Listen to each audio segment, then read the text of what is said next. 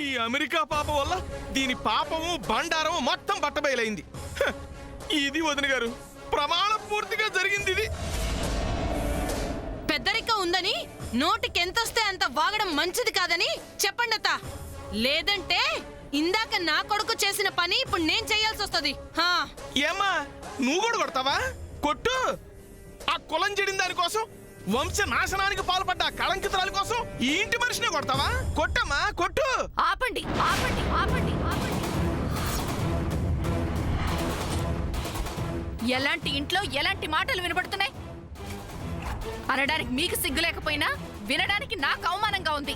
నిజాలే కదా వదిన గారు నేను అంటుంది. హరి, ఇంట్లో ఏం జరిగినా సరే ఒక ఆడపిల్ల గురించి ఈ రకంగా అవమానకరంగా మాట్లాడకూడదు. అది కాదు వదిన గారు, అసహ్యమైన దాని గురించి అందంగా ఎలా మాట్లాడతాం చెప్పండి. ఇంకా ఆపుతావా? ఒక ఆడపిల్ల గురించి 4 గోడల మధ్య నానా రకాలుగా మాట్లాడారు.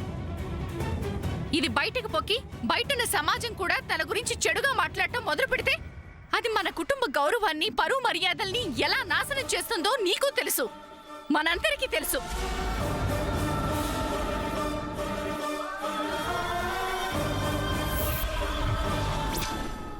తప్పు జరగకుండొచ్చయ్యా, కానీ ఆ తప్పు గురించి మరింత తప్పుగా మాట జారకూడదు మనం. అది ఈ ఇంటికి, ఇంట్లో ఎవరికీ కూడా మంచిది కాదు. ఇంక మీరు ఈ గొడవలు మానేసి ఎవరి పని వాళ్ళు చూసుకోండి. డాక్టర్ గారు, మళ్ళీ మీరు వచ్చారేంటి? ఇక్కడ ఎవరికి గుండెపోట్లు రాలేదే? నాగేశ్వరరావు గారు ఫోన్ చేసి రమ్మన్నారు. మా నాగేడు రమ్మన్నాడా? అంటే నా చిన్న కోళ్ళకి ఏమైందో ఏంటో. రండి రండి రండి, తొందరగా రండి, తొందరగా రండి.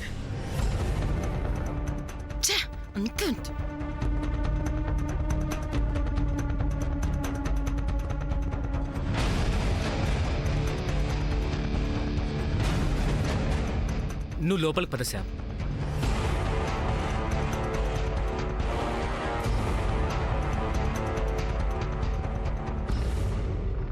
ఆగు ఆగు ఆగు.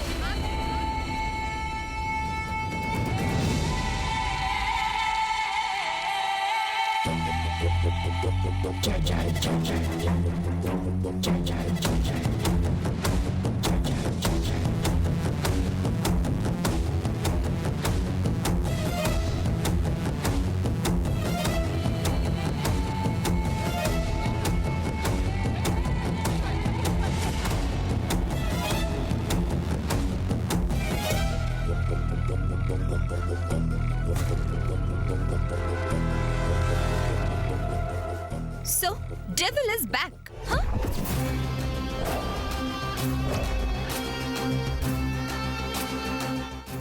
How dare you come back, devil?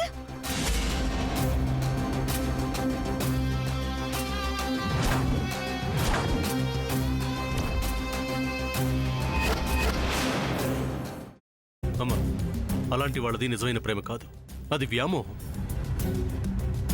Exactly చిన్నత్త. నిజంగా ప్రేమించుకున్న వాళ్ళు అలా చేయరు.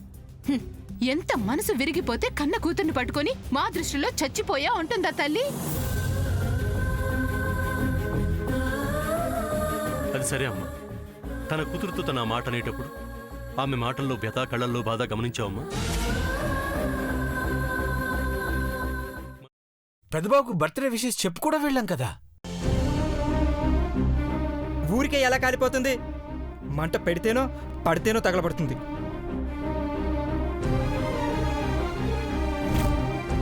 కరెక్ట్ చిన్నబాబు, నీకొచ్చినట్టే నాకు డౌట్ వచ్చింది.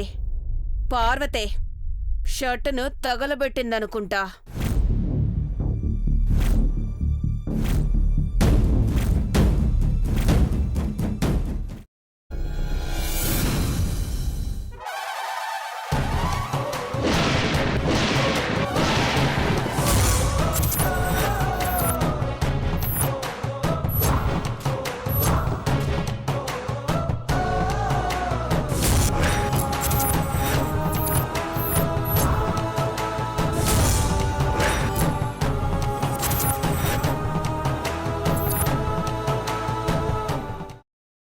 తర్వాత పొట్టు తీసేసి చాప్ చేసి పక్కన పెట్టుకోవాలి.